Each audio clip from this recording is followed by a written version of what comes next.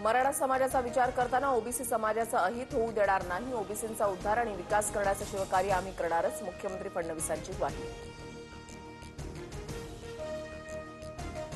Hyderabad GR ओबीसींवर घाला घालणारा सरकारची भूमिका ओबीसी विरोधी, मात्र आम्ही लढणार, हक्काचं रक्षण करणार। विजय वडेट्टीवार ठाम, आजच्या बैठकीला येण्यासाठी ओबीसी नेत्यांना आवाहन। पश्चिम महाराष्ट्रामधील कुणीही मराठा आरक्षणापासून वंचित राहणार नाही। ओबीसींनी मराठ्यांच्या विरोधात लढण्यापेक्षा जातीसाठी लढावं, जरांगेंचा निशाणा।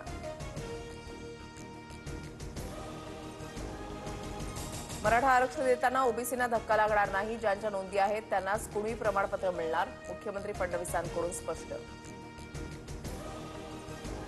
कुणी बॅनर लावा, कुणी कॅम्पेन करा, मात्र जीआरची तातडीनं अंमलबजावणी करून नोंदणींच्या आधारे मराठवाड्यामधील सर्व मराठ्यांना कुणबी प्रमाणपत्र वाटायला सुरुवात करा। आम्ही पुन्हा तुमचं कौतुक करू, आभार मानू, जरांगेंची भूमिका।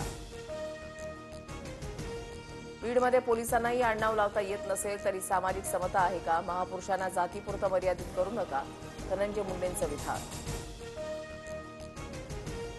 दोष आडनावामध्ये नसतो, कर्मामध्ये असतो, कोणत्याही समाजाला मध्ये खेचू नका, अंजली दमाने यांचा धनंजय मुंडेंवर पलटवार।